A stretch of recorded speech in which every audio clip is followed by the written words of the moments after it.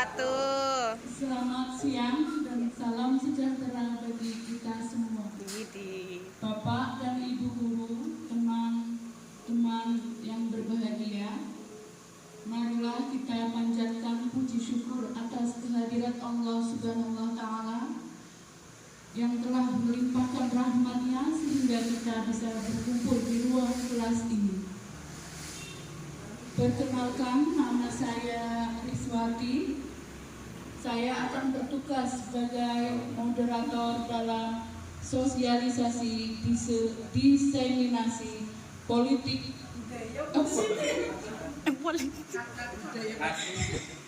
dalam sosialisasi diseminasi budaya positif.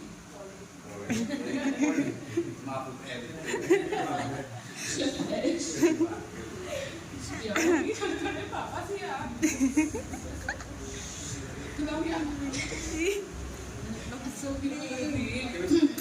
Ya, oh iya ya, cuy, saya macam ini. Berbisa.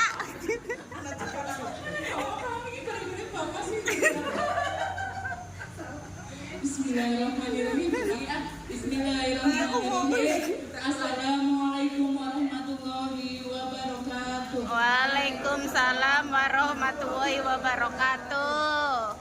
Selamat siang, salam sejahtera bagi kita semua, Bapak dan Ibu guru serta teman-teman yang berbahagia.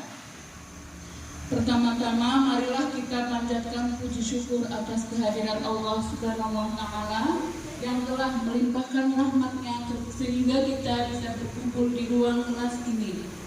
Perkenalkan, nama saya Riswati.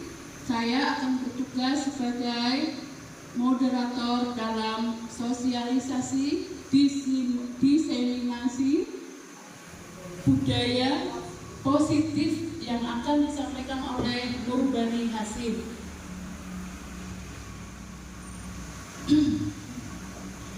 Saya akan membacakan susunan acara. Yang pertama pembukaan, kedua menyanyikan lagu Indonesia Raya, ketiga sambutan oleh Bapak Kepala Sekolah Bapak Haji Sulistianto SPD, keempat acara inti, dan kelima penutup. Dan sebelum acara dimulai, mari kita bersama-sama membaca basmalah bersama-sama. Bismillahirrahmanirrahim. Sebelum acara kita dimulai, dimohon peserta untuk berdiri menyanyikan Indonesia Raya yang akan dipandu oleh Ibu Titin.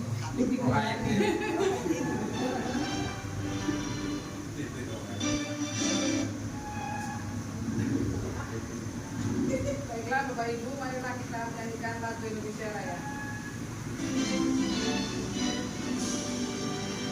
Indonesia tanah airku, tanah tumpah darahku.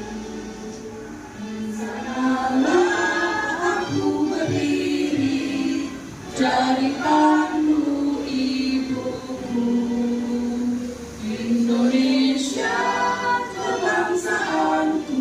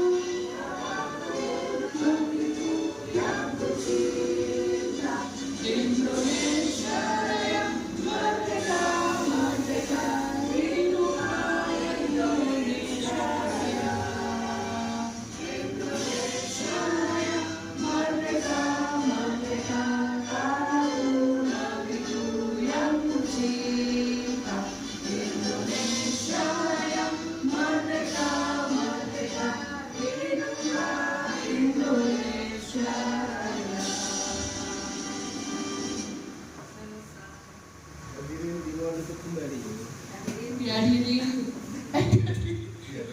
dimohon duduk kembali. Terima kasih. Alhamdulillah terhibur. Acara selanjutnya langsung saja kita ke sesi yang pertama, sambutan dari Bapak Kepala Sekolah, Bapak kita, Bapak Haji Sulistianto, SPD dari Wijasa. Mohon dipersilakan Bapak.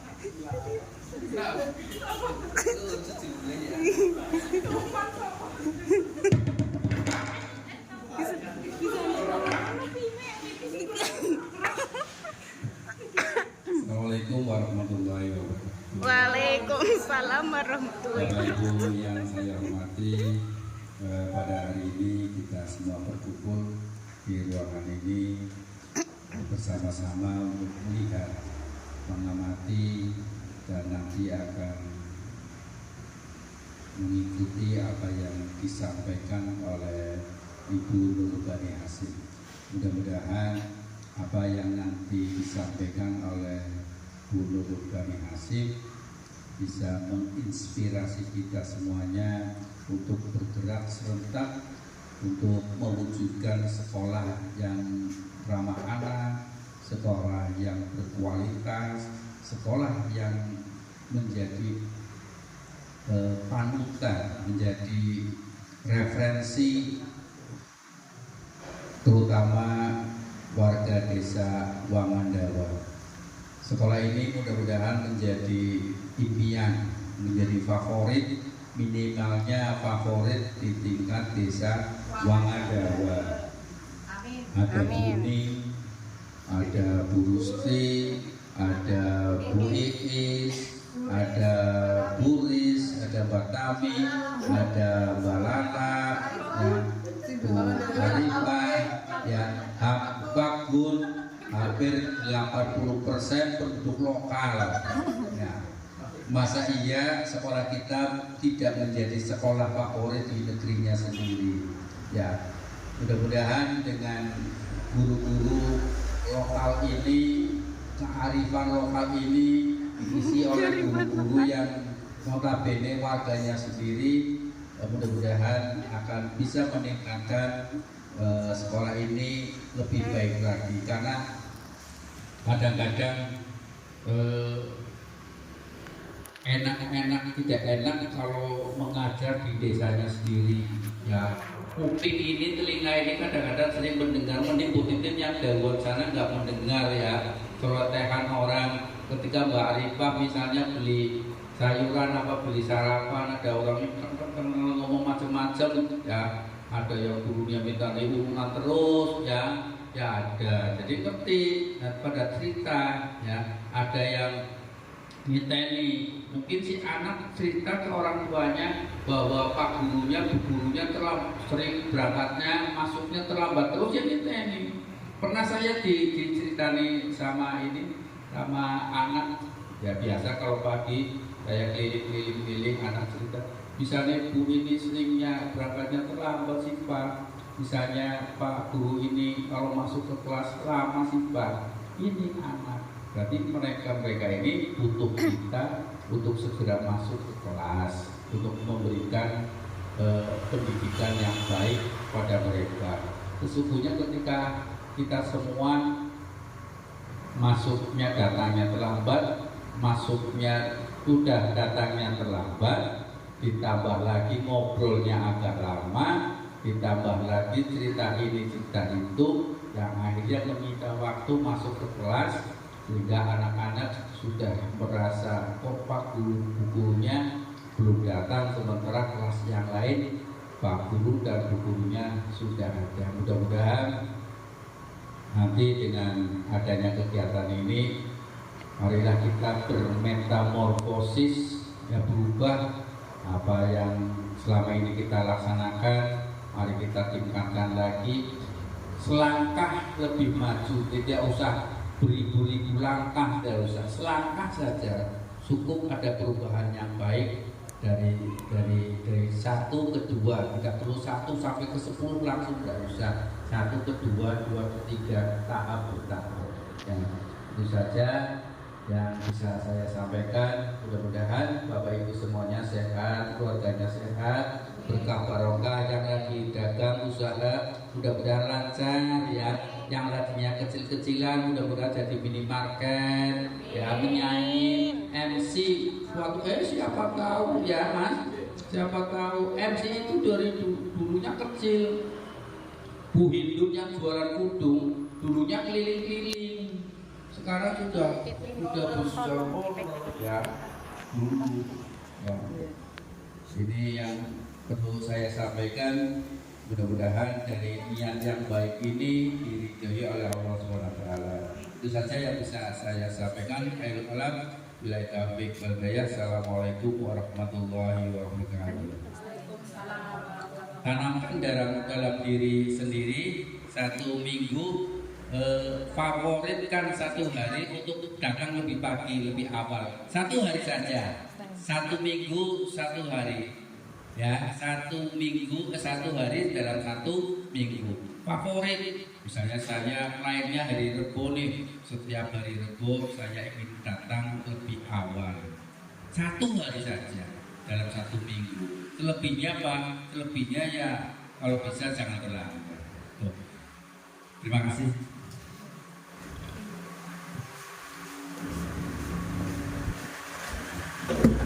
Terima kasih kepada Bapak Sulistianto atas sambutannya. Selanjutnya penyampaian materi saya persilakan untuk Ibu Nurbani Hasim. Dipersilakan Ibu Nurbani Hasim.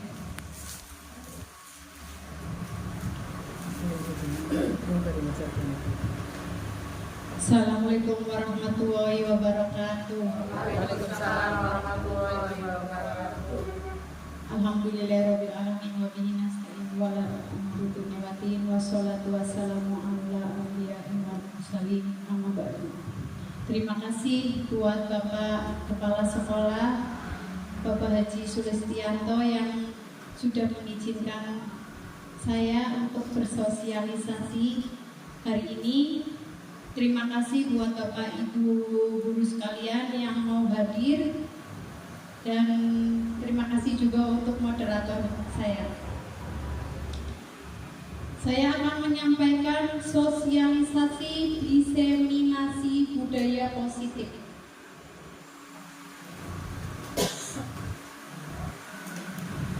Saya mempunyai fasilitator Bapak Agus Priyanto, pengajar praktek Ibu Dian Wahyu Pinasti, dan saya sendiri Nurbani Hasim.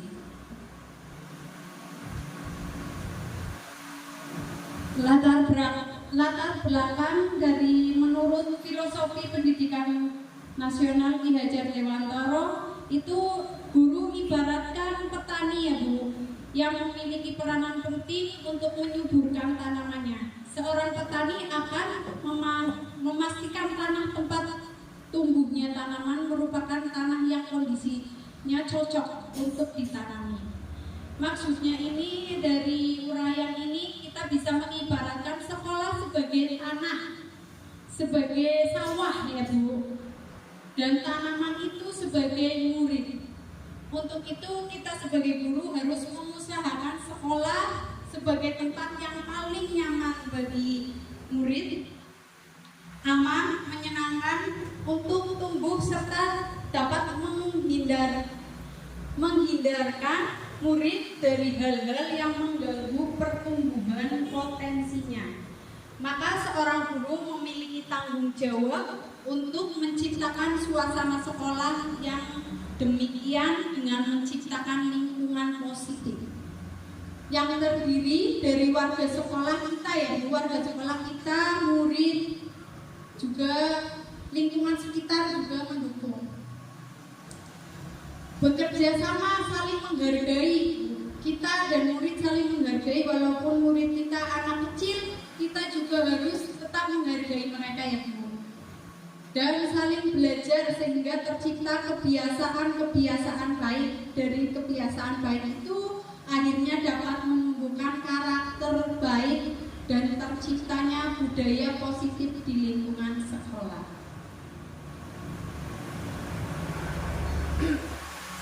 Nilai kebijakan budaya positif. Budaya positif merupakan perwujudan dari dan nilai-nilai atau kebajikan universal yang ditetapkan di sekolah. Budaya positif di sekolah tidak dapat diciptakan secara instan. Kita harus dengan bawah ke atas, tengah terus ke atas. Berarti pembiasaan ya Bu, tidak langsung instan. Dalam penerapan budaya positif di sekolah diperlukan tuntunan dan tauladan dari seorang guru. Guru harus menjadi contoh yang baik sehingga murid dengan kesadaran sendiri akan mengikuti apa yang dilakukan guru. Kebajikan universal ada di dalam profil pelajar Pancasila. Yang tadi Bapak Kepala Sekolah sampaikan, ya betul, guru merupakan cerminan ya Pak. Misalnya gurunya berangkat terlambat, nanti muridnya itu guru juga bakal terlambat. Mungkin ini sudah menjadi pembiasaan, harus menjadi pembiasaan kita menjadi contoh baik buat murid.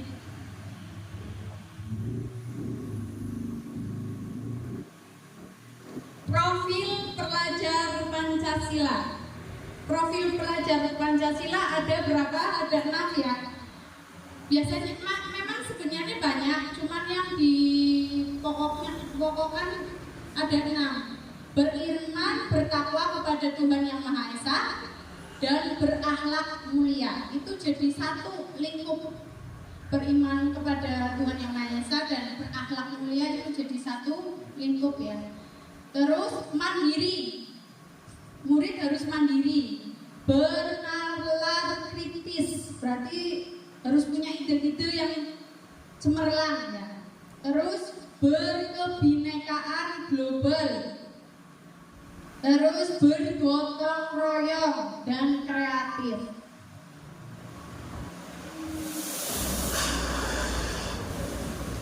Budaya positif juga meliputi 6 hal, yaitu perubahan paradigma, konsep disiplin positif, keyakinan kelas, kebutuhan dasar manusia, posisi kontrol, segitiga restitusi.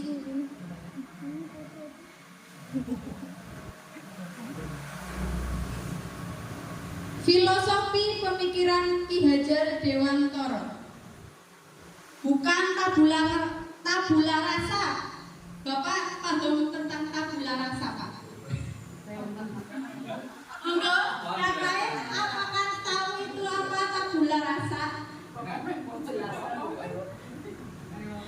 Bukan tabula rasa, maksudnya seperti apa ya Pak? Kertas kosong dicoret-coret sekarepe guru. Ya seperti itu. Murid itu bukan tabula rasa. Yang seenaknya guru bisa mengarahkan sekarepe guru. Karena murid itu punya potensi masing-masing.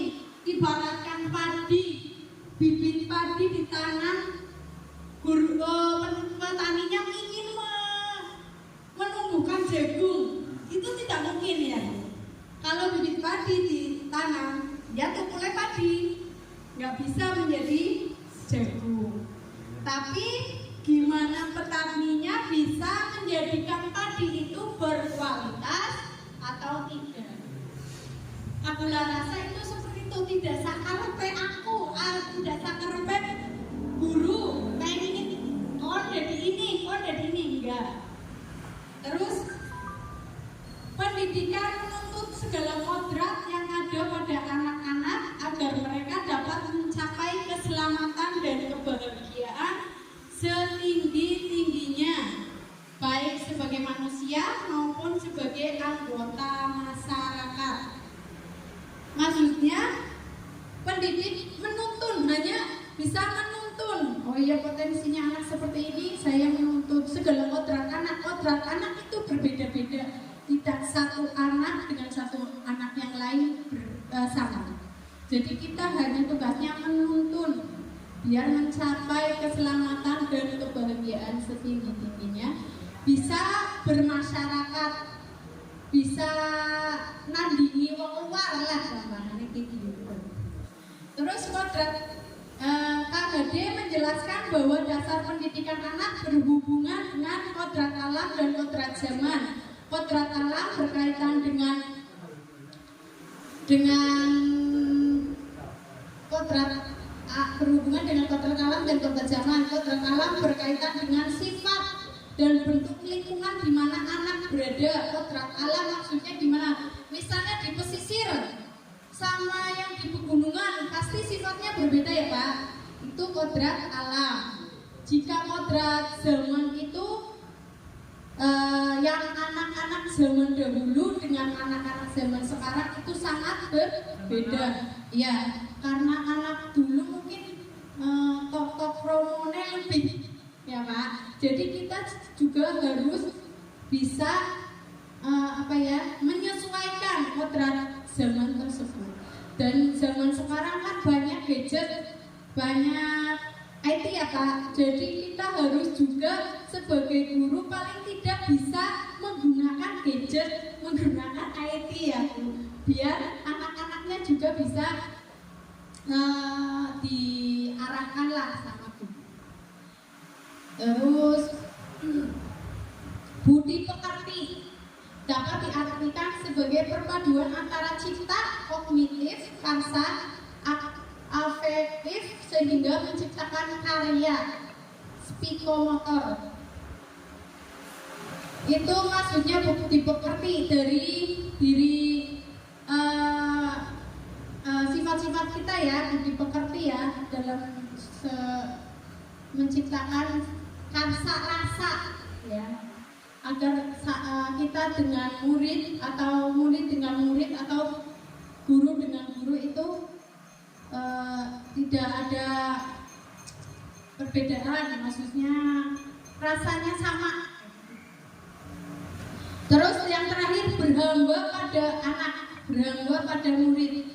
Kita harus memuliakan anak, memberikan kebahagiaan dan penghargaan setinggi-tingginya. Maksudnya berhamba pada murid itu kita tidak memaksakan kehendak, kembali lagi bukan tabula rasa, memaksakan kehendak berhamba kepada anak. Misalnya kita sedang pembelajaran, diharapkan enggak seenaknya anak sih maksudnya, senyaman anak seperti apa. Kalau misalnya kita model pembelajarannya hanya ceramah, mungkin anak akan bosan. Coba kita tanyakan gimana cara yang menyenangkan buat anak. Apa kita keluar atau kita di dalam dengan permainan dan lain-lain. Itu yang dimaksud Ki Hajar Dewantoro itu menghamba pada anak.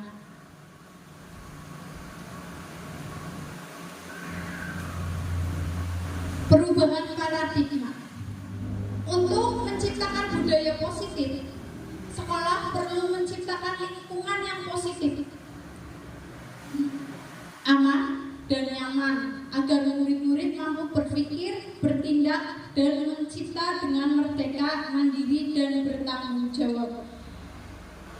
Perubahan paradigma seperti yang biasa kita lakukan, tidak boleh terlambat, tidak boleh membuang sampah sembarangan. Itu menjadikan murid seakan dipaksa, seakan salah, merasa bersalah, dan itu. Jadi kita paling tidak membuat nyaman anak dengan cara datang tepat waktu, membuang sampah di tempatnya, kayak gitu. Jangan mengucapkan dengan kata tidak boleh kayak gitu. Itu kata-kata yang membuat tidak nyaman bagi anak. Paling tidak kita memberi penjelasan, misalnya datang tepat waktu, tapi dengan penjelasan biar anak yakin dari diri sendiri, oh ya saya datang tepat waktu, tapi tidak karena hukuman.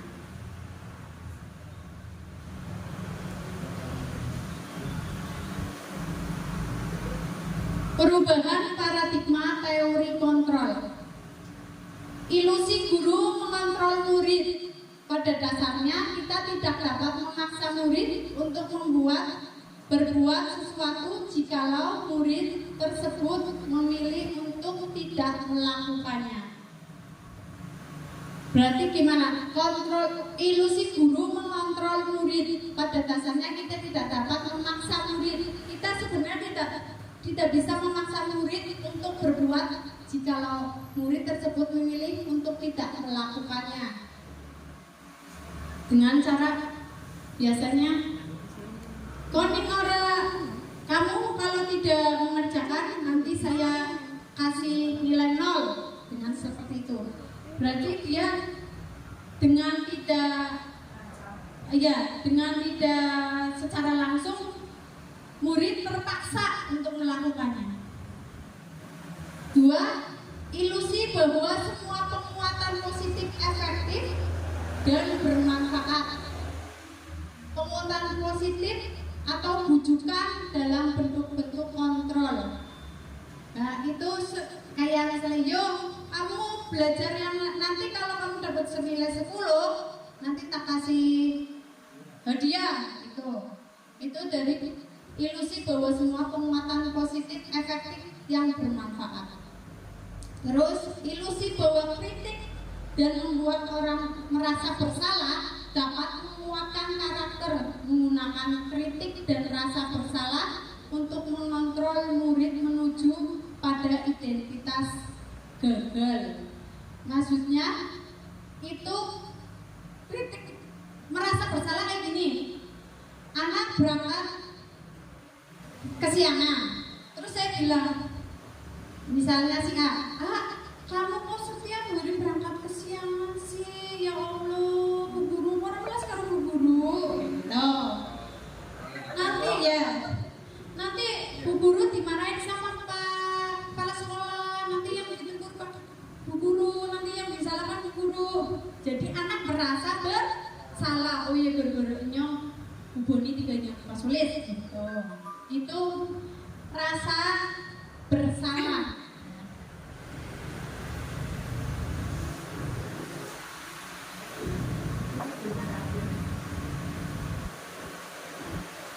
Tadi yang terakhir, ilusi bahwa orang dewasa memiliki hak untuk memaksa. Banyak orang dewasa yang percaya bahwa mereka memiliki tanggung jawab untuk membuat murid-murid berbuat hal-hal tertentu. Maksudnya guru, kayaknya sih sebagai guru, saya lebih tua, kamu murid, kamu lebih kecil, kamu harus nurutin saya. Itu seperti itu. Itu ilusi bahwa orang dewasa memiliki hak untuk memaksa. Itu seperti itu. Kebanyakan seperti itu ya Bu. Saya di luar aja, misalnya di masyarakat saja, kita berpendapat anak kecil. Saya umurnya masih muda, misal sama orang tua, pasti orang tuanya pun ngerti apa aja cilik. Nah, itu ilusi bahwa orang dewasa memiliki hak untuk memaksa. Ya kamu harus nuruti saya gitu.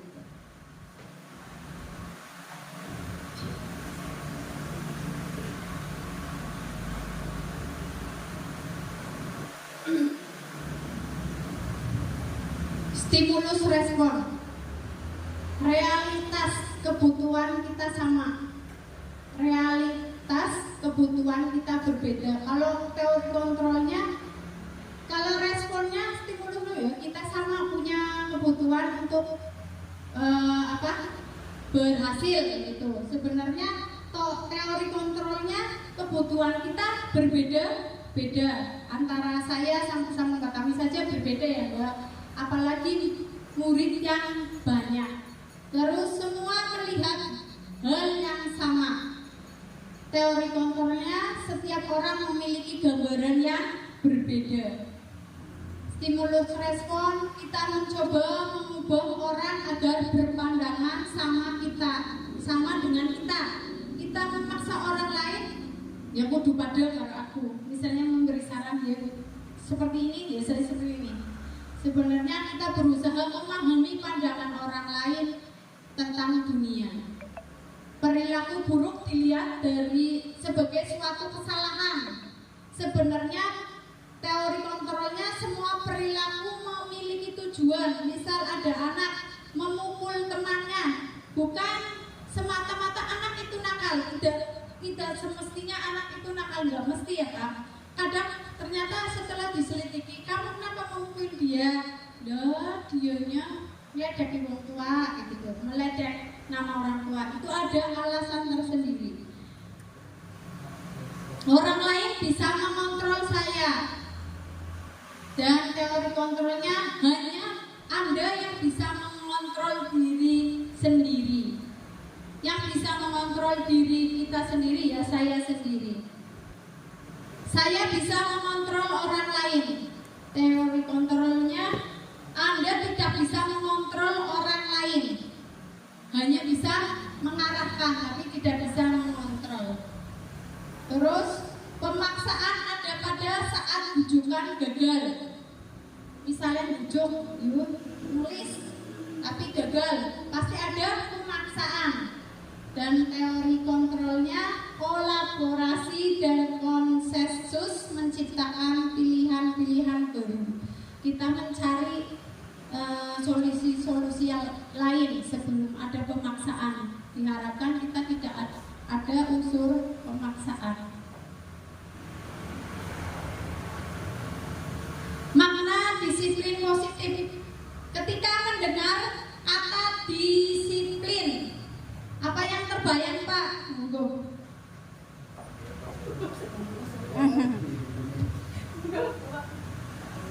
Monggo. Kita membayangkan kata disiplin itu sebuah apa?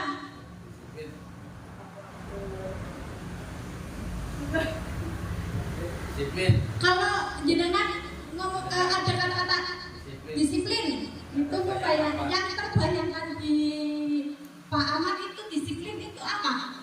Kalau disiplin itu berarti tepat waktu sesuai dengan apa yang disepakati. Misalkan kalau kita ngapunten, kalau kita harus datang jam 7 berarti jam 7 harus sudah di sini. Berarti tepat waktu ya. Monggo yang lain, Mbak Tami. Monggo.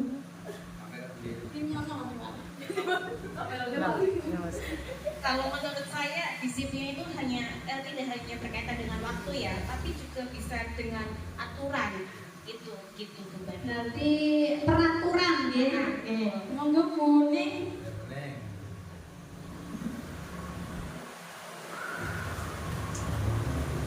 Menambahkan saja, menyelesaikan tugas yang sama saja tepat waktu ya. Disiplin, membentengi diri untuk selalu on time, untuk selalu bertanggung jawab gitu. Tanggung jawab ya. Terus disiplin.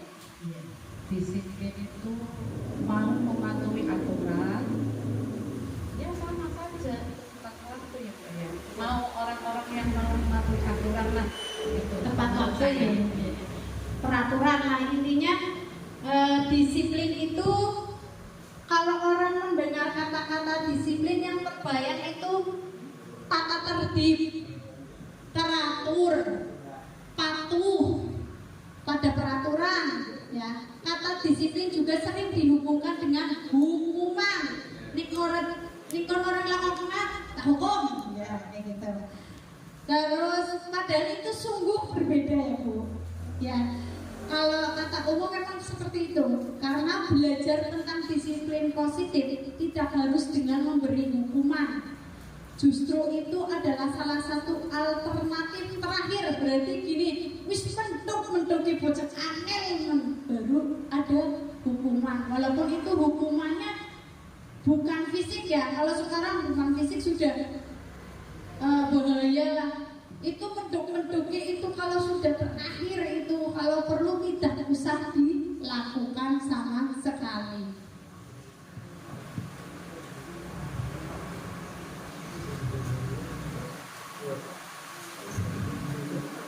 Sekarang saya mau tanya lagi ya Pak. Apakah Anda setuju dengan pernyataan di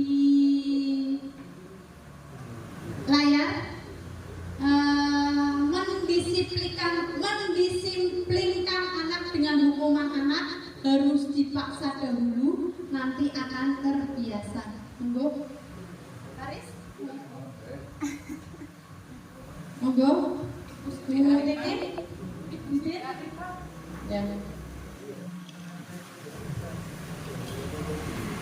Yang pertama, Mendisiplinkan anak dengan hubungan anak harus dipaksa dulu, nanti akan terbiasa. Mungkin kalau menurut saya iya, karena kadang kalau tidak dipaksakan anak tidak akan mau nurut ataupun mau mengikuti aturan kita. Jadi kalau saya pribadi ya harus dipaksakan. Ini nggak ada benar dan salah ya, ini hanya pernyataannya setuju atau tidak. Monggo yang lain, Pak Sekur. Yang nomor 2, memberikan hukuman dengan hal positif dapat meningkatkan kedisiplinan anak. Monggo. Untuk pernyataan pemberian hukuman dengan hal positif dapat meningkatkan kedisiplinan anak. Saya setuju. Hukuman yang positif, yang bukan berarti hukuman itu harus fisik ya.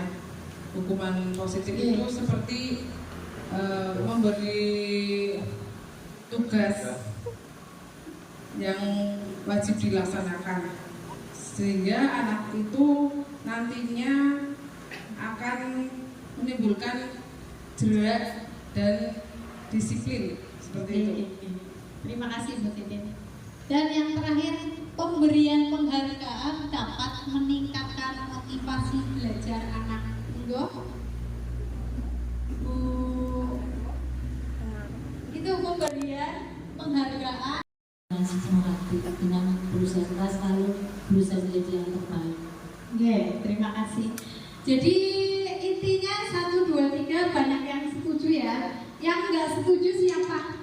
Barangkali ada pendapat untuk mendisiplinkan anak dengan hukuman anak harus dipaksa dulu, nanti bisa akan terbiasa.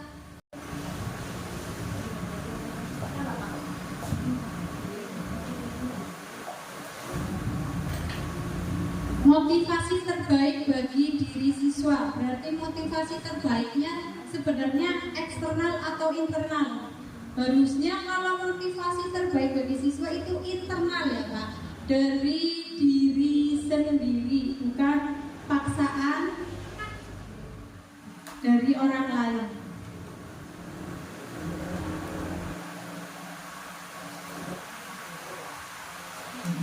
Utamakan menjadi orang yang mereka inginkan dan menghargai diri sendiri dengan nilai-nilai yang mereka percaya. Berarti tadi motivasi perilaku manusia yang internal dari diri sendiri. Dan kita sebagai guru hendaknya menghindari pemberian hukuman dan reward yang berlebih dalam memotivasi murid guna minimalisir motivasi eksternal. Maksudnya mungkin maksud dari kurikulum 13 dan Merdeka yang tidak menyarankan guru untuk memberikan juara kelas ya Bu. Itu sebenarnya ini, karena setiap juara di kelas pasti ada iri hati dari teman yang lain. Apalagi misal kita ternyata salah menilai, oh judulnya kayak lebih pintar, itu merasa sakitnya tuh di sini. Mungkin yang lain itu tidak disarankan untuk guru memberikan ribet yang berlebih.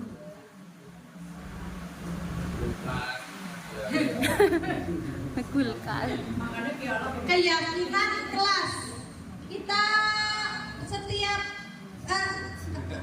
kita punya peraturan kelas ya. Kalau kita saat ini hanya punya peraturan kelas, sebaiknya kita rubah menjadi keyakinan kelas. Apa itu keyakinan kelas? Keyakinan kelas merupakan nilai-nilai kebajikan universal yang disepakati secara tersirat dan tersurat di dalam kelas. Maksudnya kita dengan murid buat rencana keyakinan kelas, yuk bareng-bareng gawe keyakinan kelas. Berarti tersirat dan tersurat. Berarti antara saya dan murid sudah meyakini bahwa itu yang dinamakan peraturan menjadi keyakinan kelas. Menanamkan nilai-nilai kebajikan pada keyakinan murid dan guru akan lebih memotivasi murid dari dalam untuk melaksanakan budaya positif. Yaitu yang tadi dicontohkan, kita mencontohkan dulu. Pasti nanti murid akan berangsur mencontoh kita.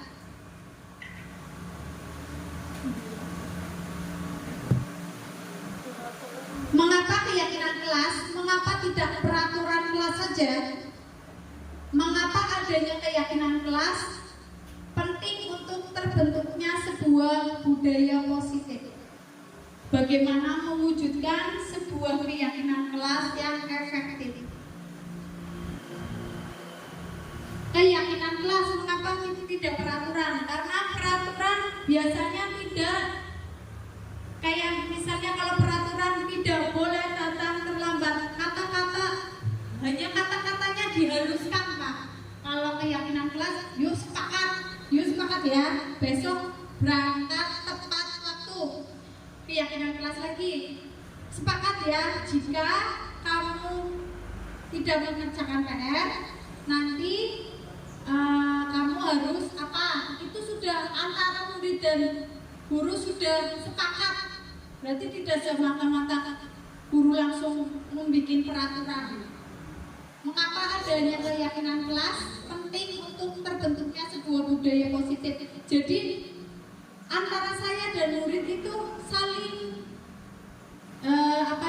sepakat, maksudnya saling tahu. Oh iya, nyongking orang ngerjakan PR, berarti nyongking nanti saya seperti ini karena kita sudah sepakat antara murid dan guru. Kayak misalnya Pak Alif, jika datang terlambat tidak tepat waktu, datang tidak tepat waktu di saat upacara, berarti kita sudah mensosialisasikan, Pak. Kalau yang tidak tepat waktu datangnya seperti ini. Murid semua sudah tahu kesepakatan kita.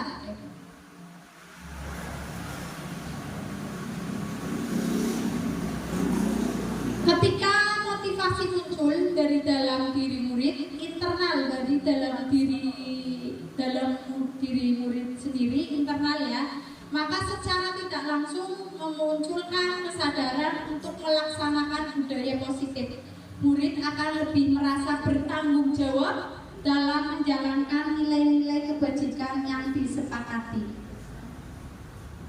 Motivasi muncul dari dalam diri. Aku pengen makan esok aku dong balik sekolah mau langsung mengerjakan PR, itu dari dalam diri sendiri itu akan menjalankan nilai kebajikan.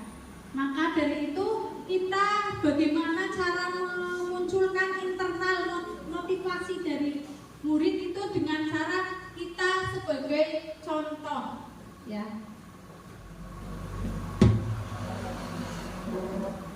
Pembentukan keyakinan sekolah atau kelas, keyakinan kelas bersifat lebih abstrak, tidak kelihatan ya, daripada peraturan yang lebih rinci dan konkret. Biasanya keyakinan kelas seperti ini, Pak. Misalnya tidak boleh meledek teman, itu kan langsung rinci ya, langsung rinci itu peraturan. Tapi kalau kita keyakinan dengan cara saling menyayangi antar teman. Terus kalau misalnya tidak boleh buang sampah sembarangan, keyakinan kelasnya langsung kebersihan adalah sebagian dari iman. Gitu. Berarti nggak rinci, ya, tapi lebih abstrak, lebih melingkup. Misalnya itu buang sampah sembarangan, tiket itu termasuk jagalah kebersihan. Gitu. Terus keyakinan kelas berupa pernyataan universal tadi, maksudnya lingkup misalnya saling menyayangi, itu berarti nggak boleh ngeledek, nggak boleh mukul, nggak boleh ngambil barang teman. Itu sudah lingkup saling menyayangi dengan murid, dengan guru. Pernyataan keyakinan kelas senantiasa dibuat dalam bentuk positif. Si positif aja anak tidak boleh, janganlah, ya itu tidak, bukan keyakinan kelas. Keyakinan kelas hendaknya tidak terlalu banyak sehingga mudah diingat dan dipahami oleh semua warga kelas. Misalnya cuma 3, tentang tempat waktu, saling menyayangi, bertanggung jawab. Terus keyakinan kelas sebaiknya sesuatu yang dapat diterapkan di lingkungan tersebut. Berarti satu kelas itu mempunyai keyakinan kelas sendiri, tapi satu sekolah beda lagi. Itu lebih lingkup lebih besar. Semua warga kelas hendaknya ikut berkontribusi dalam pembuatan keyakinan kelas lewat kegiatan curah pendapat. Berarti tadi sebelum membuat keyakinan kelas, kita dan murid bersama-sama sepakat membuat keyakinan kelas. Dia meninjau kembali keyakinan kelas dari waktu ke waktu. Semakin, misalnya tahun depan kita tinjau kembali, semakin tahun depan kita tinjau kembali. 5 kebutuhan dasar manusia. Manusia mempunyai 5 kebutuhan dasar. Kebutuhan bertahan hidup, survival, adalah kebutuhan yang bersifat fisiologis untuk bertahan hidup, misalnya kesehatan, rumah, makanan, dan lain-lain itu bertahan hidup. 2, kasih sayang dan rasa terima kasih, kebutuhan untuk diterima. Kebutuhan ini ada 3 kebutuhan berikutnya adalah kebutuhan psikologis, kebutuhan untuk disayangi, diterima, meliputi kebutuhan akan hubungan dan koneksi sosial, kebutuhan untuk memberi dan menerima kasih sayang, dan kebutuhan untuk merasa menjadi bagian dari suatu kelompok. Seperti ini, Pak. Semua anak punya hak sama, harus disayangi, entah itu anak yang nakal, entah itu anak yang diam, entah itu anak yang aktif, dan entah itu anak yang paling pintar, misalnya kayak gitu. Misal satu kelas, saya hanya selalu memberi jempol kepada Pak Alif, misalnya Pak Alif murid, selalu memberi jempol sama dia. Yang lain merasa tidak dianggap, ya, merasa tidak dianggap. Yang orang nggak berani sih dianggap itu. Ya, Pak Sepur iri karena saya memberi jempol sama Pak Alif, misalnya kayak gitu. Jadi kita harus memberi kasih sayang yang sama. Kalau misalnya mau memberi jempol, deketin ya, jangan di depan semua siswa, di depan semua murid. Itu menjadikan murid yang lain itu merasa tidak dianggap. Ketiga, penguasaan, kebutuhan pengakuan atas kemampuan. Kebutuhan ini berhubungan dengan kekuatan untuk mencapai sesuatu, menjadi kompeten, menjadi terampil, diakui atas prestasi dan keterampilan kita, didengar dan memiliki rasa harga diri. Kalau misalnya ada yang gambar tidak bagus, dibilang oh iya bagus, tapi di depan dia, maksudnya kalau memberi ribut itu langsung pribadi, jangan di depan orang-orang, depan teman-teman lain. Jangan memberi ribut di depan teman-teman lain, karena itu akan memberikan rasa tadi tidak dianggap yang lainnya, yang nggak pernah dikasih ribut gitu.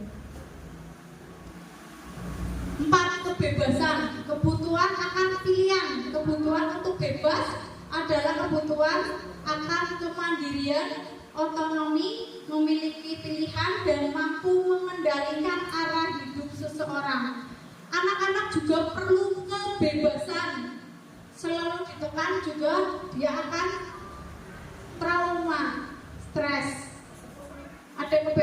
tapi bukan bebas karepe dhewek.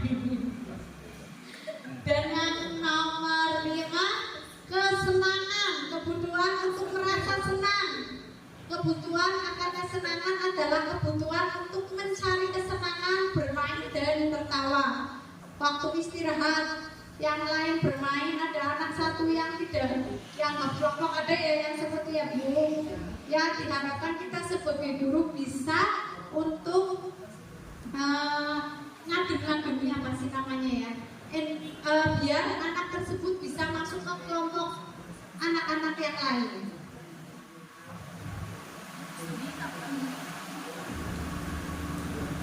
Seluruh tindakan manusia memiliki tujuan tertentu. Semua yang kita lakukan adalah usaha terbaik kita untuk mendapatkan apa yang kita inginkan. Ketika kita mendapatkan apa yang kita inginkan, sebetulnya saat itu kita sedang memenuhi satu atau lebih dari satu kebutuhan dasar kita. Berarti kebutuhan dasar ada 5. Tidak semua harus terpenuhi langsung ya. Ada ya kebebasan, kesenangan, penguasaan itu tidak langsung terpenuhi. Sekarang ada 5 posisi kontrol guru. Kita sebagai guru coba nanti kita amati diri kita ya. Apa kita sebagai kontrol menghukum? Apakah kita selalu menjadi membuat rasa bersalah? Apakah kita menjadi teman? Apakah kita jadi pemantau atau kita menjadi manajer? Misal ada kasus ada yang laporan Buning, misalnya ya Buning, muridnya Buning. Bu, saya uangnya diambil sama si A. Buning langsung gimana? Coba reaksinya gimana?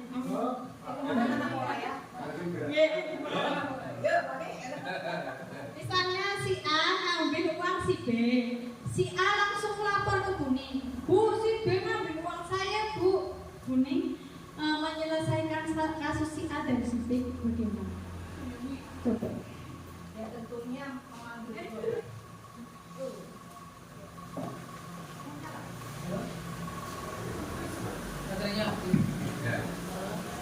tentunya semua gelas ya.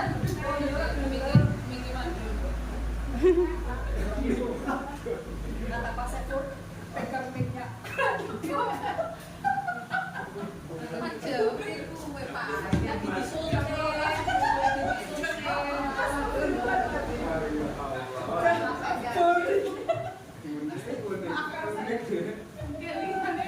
Sama-sama LDR. Terima kasih. Fokus.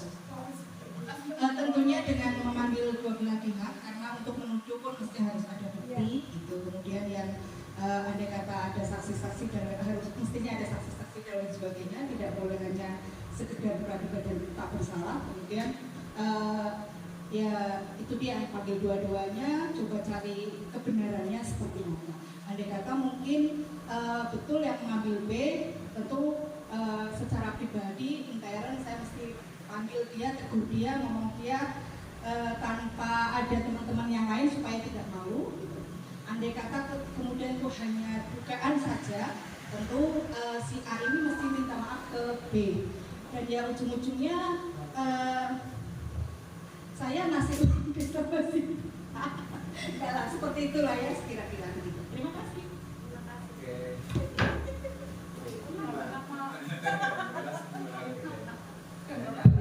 Terima kasih Bu. Selanjutnya tadi yang saya lihat berarti Buning sudah memasuki 5 posisi kontrol, hampir masuk ke manajer. Ya. Nanti kita bahas apa itu penghukum, apa itu pembuat rasa bersalah, apa itu teman, apa itu pemantau, dan apa itu manajer. Penghukum. Saat fisik ataupun maupun verbal, orang-orang yang menjalankan posisi penghukum senantiasa mengatakan bahwa sekolah memerlukan sistem atau alat yang dapat lebih menekan murid-murid lebih dalam lagi. Guru-guru yang menerapkan posisi penghukum akan berkata, patuhilah peraturan aturan saya, awas. Kamu selalu saja salah, pasti selalu yang terakhir selesai. Guru seperti ini senantiasa percaya hanya ada satu cara agar pembelajaran bisa berhasil, yaitu cara dia. Penghukum itu seperti ya langsung menuduh, langsung kon salah kayak gitu. Itu penghukum ya. Misalnya ada yang, gue ada yang umur saya langsung diambil. Kok jangan semuanya dok? Itu namanya penghukum.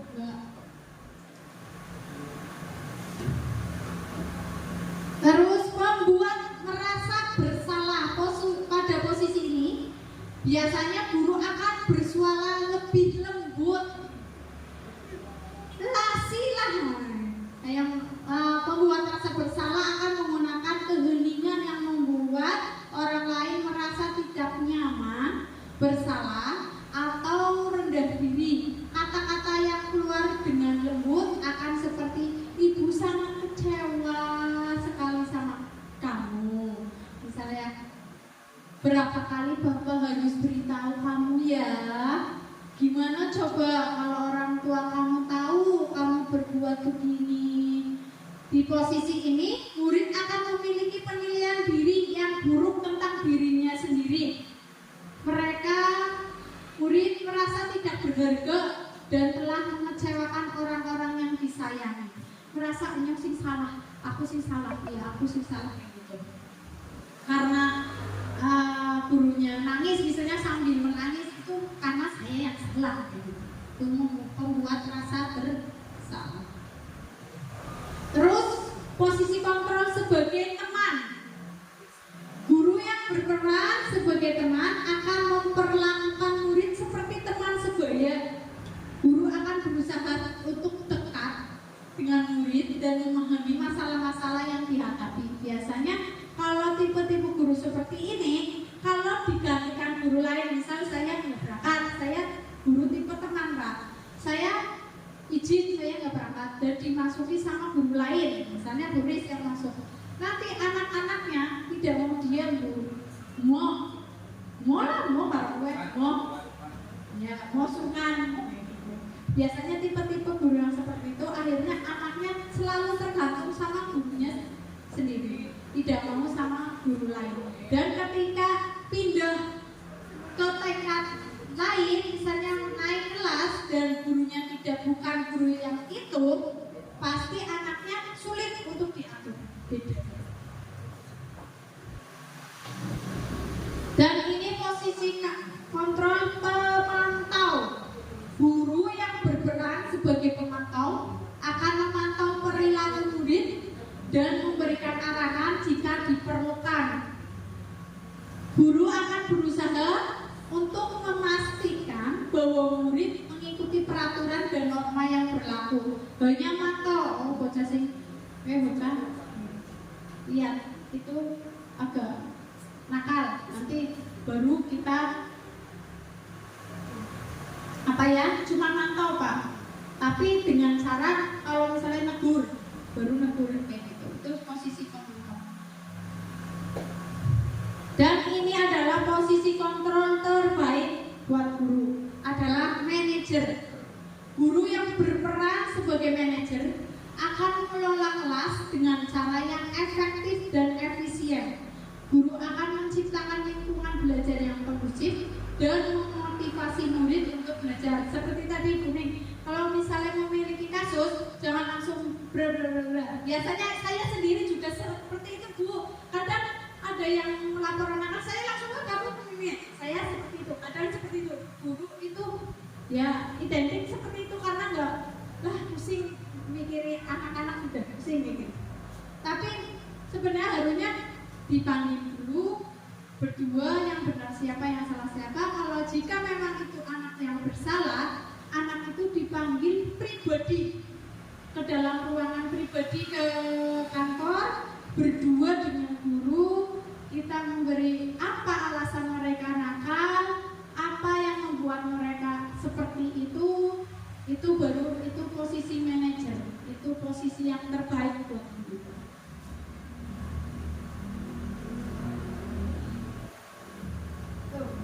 Ya, kembali. Apa posisi terbaik yang bisa kita ambil ketika kita menghadapi sebuah masalah?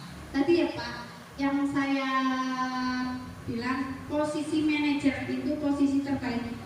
Sebenarnya kalau misalnya teman itu ada baik, cuma resikonya itu setelah naik kelas bukan guru yang kemarin, akhirnya anak-anak tidak bisa mengontrol dirinya sendiri lagi.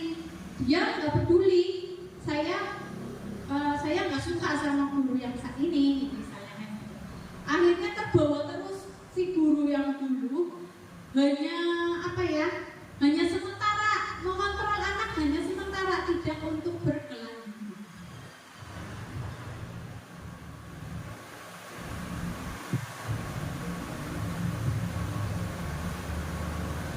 Itu posisi manajer ya, yang tadi menstabilkan identitas, mengubah identitas anak dari orang yang gagal karena melakukan kesalahan menjadi orang yang sukses.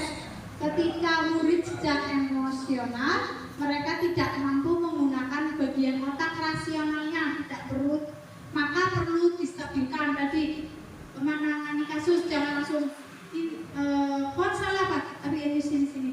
Gak apa-apa, kamu kalau misalnya bilang dulu kamu iya memang melakukan atau tidak, kayak gitu. Kalau misalnya enggak Bu, saya nggak melakukan, coba distabilkan anaknya tersebut, biar emosinya turun. Terus menanyakan keyakinan kepada murid yang melakukan kesalahan setelah memvalidasinya dengan tujuan menumbuhkan kesadaran sendiri atas kesepakatan yang diinginkan dan dibuat bersama. Dengan begitu murid akan merasa lebih bertanggung jawab pada perilakunya.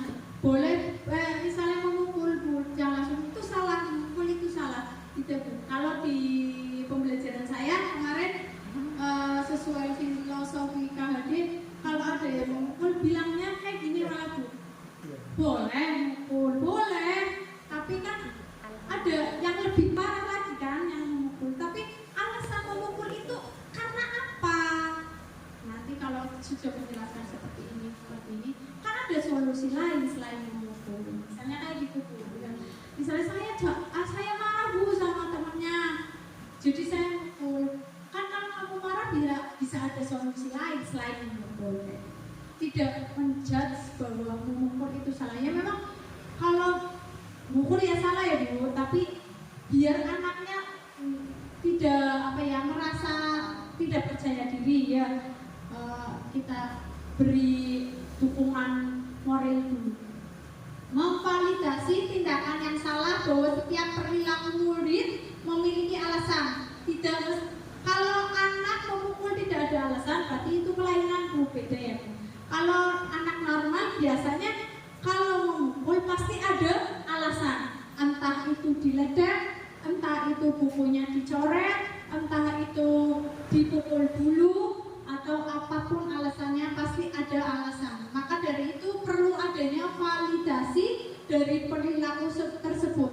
Murid diajak berpendapat atas apa yang sudah dilakukan. Apakah yang dilakukan kamu sekarang itu benar? Itu yang ditanyakan. Untuk kemudian diarahkan untuk membuat kesepakatan. Dan kita sebagai guru tidak, kamu harus minta maaf, tidak. Tapi kita bertanya sama murid, kalau kamu sudah mukul, kamu harus ngapain setelah itu? Biar dia merasa tumbuh sendiri. Oh iya, saya habis mukul, saya habis ngedek. Berarti apa ya yang saya harus lakukan? Oh iya Bu, saya mau minta maaf. Itu baru tumbuh dari diri kita sendiri. Tapi kalau kamu habis mukul, kamu harus minta maaf. Berarti itu bukan tumbuh dari diri kita sendiri. Tumbuhnya bukan dari anaknya, tapi dipaksakan.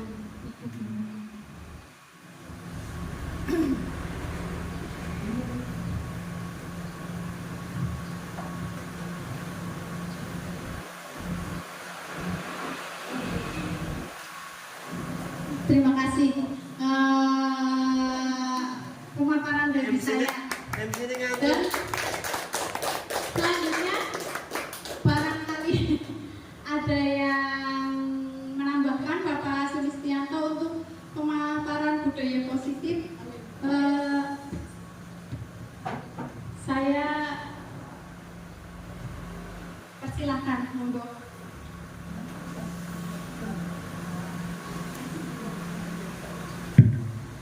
Terima kasih. Pemaparan yang bagus, teori yang bagus, mudah-mudahan bisa dipraktikkan, bukan hanya sekedar teori, tapi nanti bisa dipraktikkan.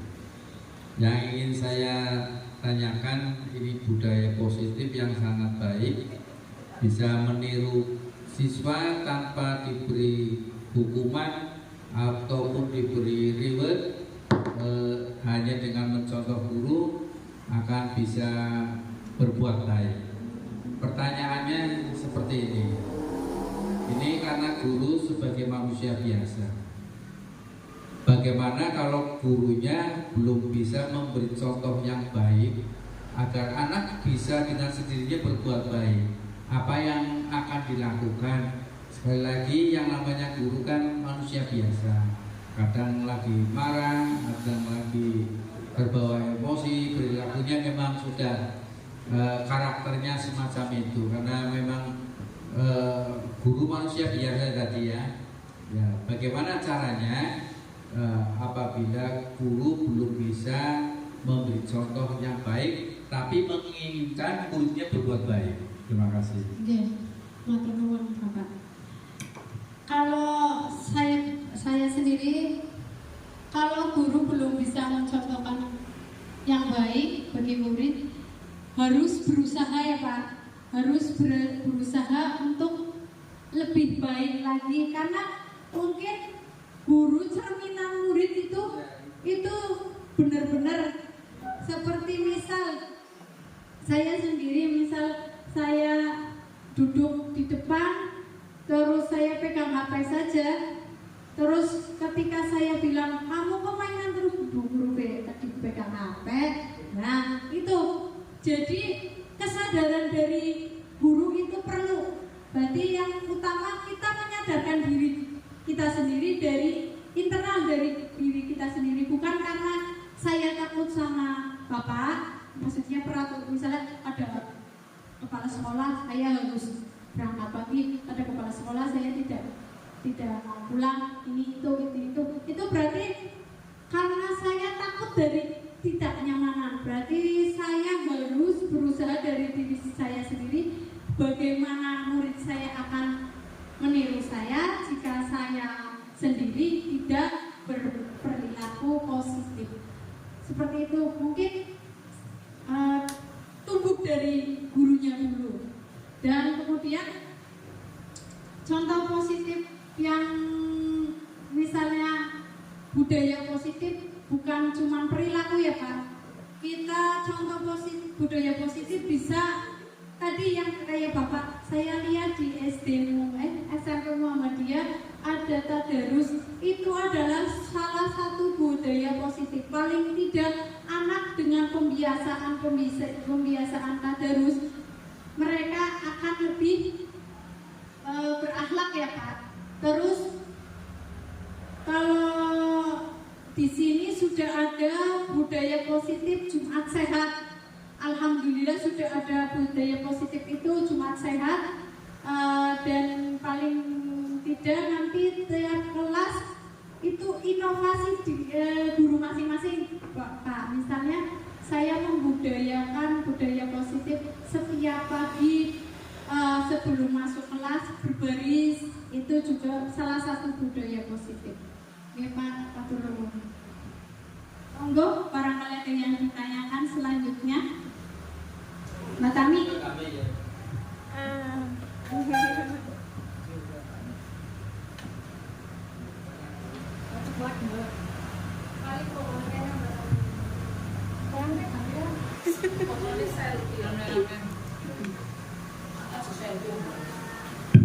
Assalamualaikum warahmatullahi wabarakatuh. wabarakatuh. Waalaikumsalam warahmatullahi wabarakatuh. Baik, terima kasih untuk kesempatannya Bu Bani. Kalau dari saya sendiri itu hanya memberikan masukan saja ya. Tadi menurut saya juga sudah bagus sekali. Terus juga dari pemaparan Bu Bani sendiri itu juga menjadi bahan introspeksi saya sendiri bahwa kita itu dengan anak itu jangan eksploitasi ya. Kita harus memberikan hal-hal yang positif, tidak melarang, tidak memberikan kata-kata yang negatif, tapi kita juga harus memberikan contoh yang baik dan memberikan tadi kata-kata yang positif sehingga akan menjadi pembiasaan untuk anak. Mungkin begitu saja dari saya. Terima kasih. Terima kasih. Monggo Pak Amar, barangkali mau menerus memberikan refleksi. Pak Amar. Terima kasih. Saya hanya setuju sekali dengan apa yang dipaparkan oleh Bani. Cuma saya menambahkan sedikit. Kalau menurut saya pengertian dari guru itu jangan sebagai mengajar, tapi merobi, mendidik. Kalau mengajar hanya suka mengajarkan dari guru itu menjadi pintar. Kalau cuma tujuan memikirkan orang, mungkin 5 atau 10 tahun yang akan datang dengan lihat Google, akan keluar ilmu semua keluar. Jadi kalau merobi, mendidik itu bisa akhlak, karakter dan lain sebagainya. Itu yang di Google tidak ada. Jadi kalau jadi guru ya kalau tidak cuma untuk mengajar saja, tapi mendidik. Terima kasih. Terima kasih Pak. Itu salah satu dari restitusi segitiga restitusi juga begitu. Kita kalau punya kasus juga tidak langsung tadi ya Bu, kayak Bu Ning, tidak langsung menghukum, menjudge anak bahwa itu salah, bahwa ini benar.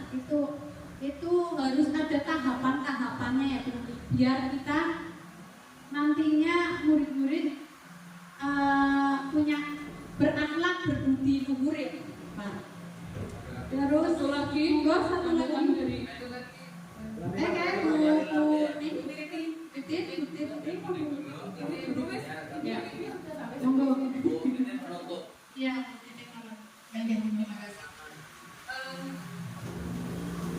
kalau ini sabda Rasul atau apa Pak Amar yang dipikir anakmu di zamannya?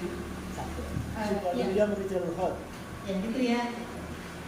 Kalau kita ini mungkin dulu sistemnya tidak sedemokratis sekarang gitu ya. Tapi yang kami rasakan itu unggah-ungguhnya, sopan santunnya, attitude-nya terhadap guru itu lebih besar daripada, saya yakin kurikulum itu pasti mempengaruhi gitu ya. Sekarang yang kemudian supaya anak lebih berpikir kritis gitu ya, tidak dikit-dikit jangan mengatakan jangan dan lain sebagainya. Terserah, kalau saya sih untuk anak saya pribadi masih mengatakan jangan, tidak boleh kalau bagi saya, karena ternyata sedikit banyak juga anak efektif untuk merubah dari adabnya, akhlaknya dan lain sebagainya. Selalu ada perubahan zaman yang kemudian anak-anak generasi Z yang kemudian nanti akan punya anak, kalau saya pribadi ya, terlihat sekali kurang adabnya. Kalau saya lihat ya, adabnya, sopan itulah adabnya, akhlaknya terhadap guru atau orang tua. Semakin kesini juga terkadang dikit-dikit diseling orang-orang guru mengingatkan untuk sholat malah dituntut 50 juta gitu ya, ini dan lain sebagainya. Saya nggak tahu kesalahannya di mana. Pasti ada antara kurikulum atau dengan ini, karena saya pun yakin bahwa pendidikan itu berangkat dari rumah. Orang tua adalah role model, guru adalah role model. Terkadang meskipun orang tua itu kurang mampu untuk bisa mendidik gitu ya. Tadi Pak Amar bilang murabi, tentu guru meskipun hanya berapa jam, tapi saya yakin bisa untuk membuat anak menjadi lebih tahu aturan, tadi itu mempunyai soft skill, selain memang intelijensinya secara akademik itu punya adabnya yang baik dan lain sebagainya. Jadi harapan saya, bukan harapan sih, presentasi Mbak Beni sudah sangat baik. Cuma selama ini nggak tahu, mungkin ada pencerahan dari teman-teman yang lain. Kegundahan saya sebagai emak-emak, kegundahan saya sebagai guru ketika selalu ada kurikulum baru yang dibahas. Saya nggak tahu apa kebebasan anak atau dan lain sebagainya, tapi outputnya ke anak, ke apa ya, adab anak hasil didikan itu yang saya lihat kurang berbeda dengan kami yang dulu. Dan alhamdulillah kalau kami yang dulu banyak jadi orang, karena udah tua ya Pak. Yang kita didik mudah-mudahan dengan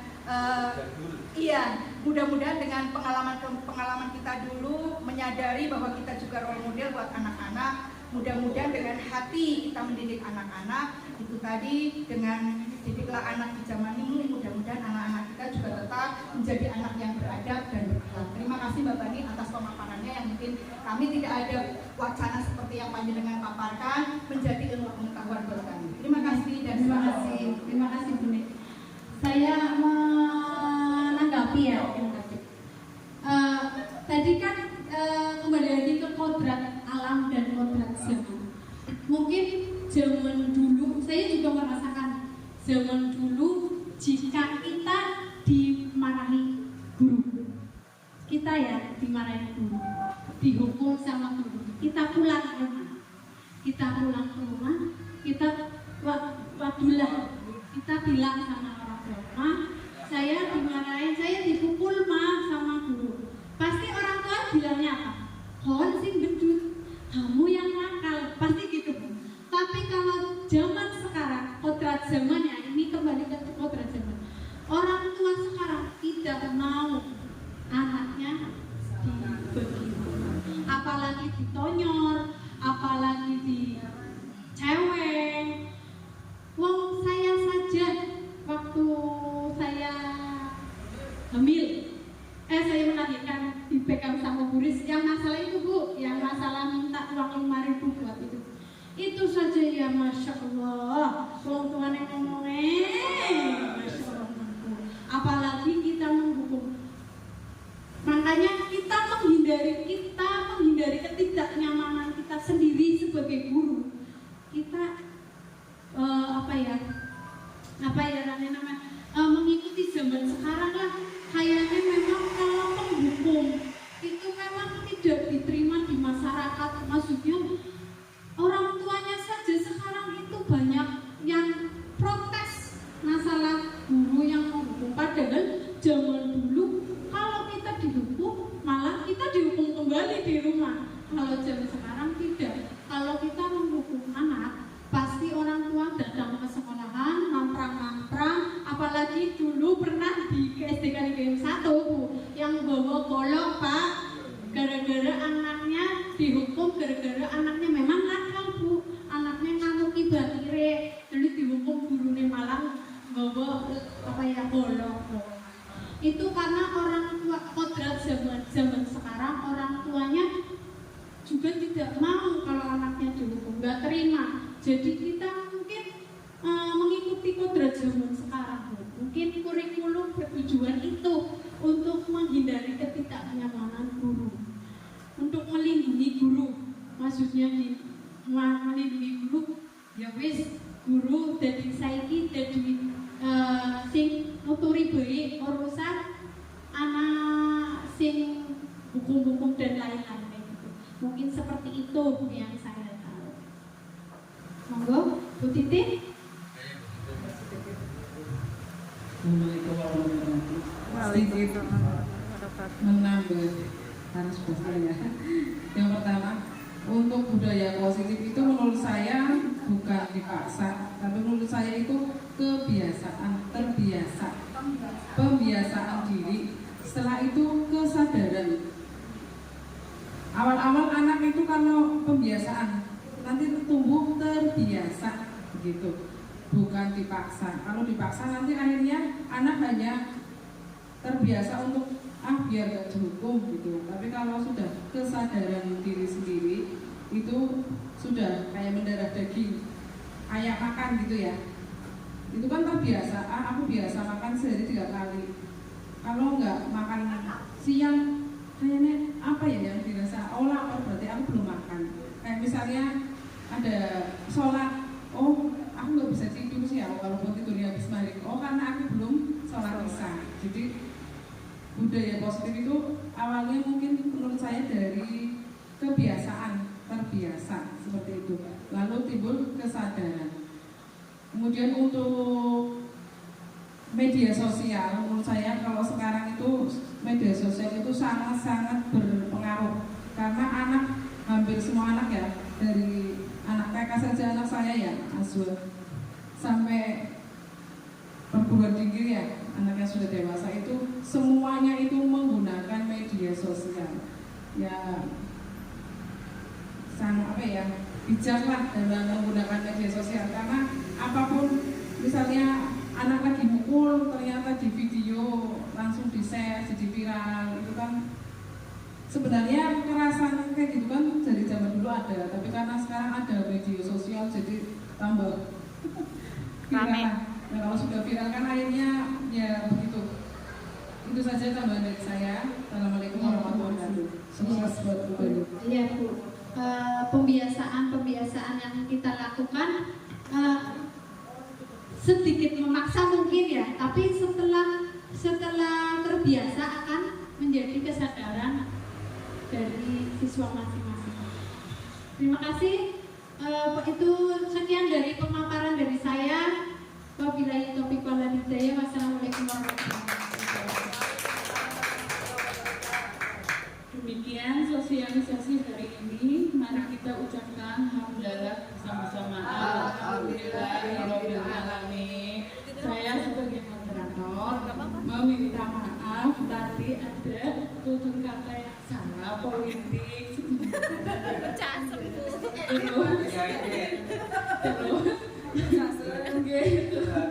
Terus mau cerengah-cerengah gara-gara bapak tuh gerak-gerak. Sekali lagi saya minta maaf. Kami maafkan. Sebelum saya mengucapkan salam, sekali lagi tepuk tangan buat penyaji kita, Ibu Nurul Hakim. Assalamualaikum warahmatullahi wabarakatuh.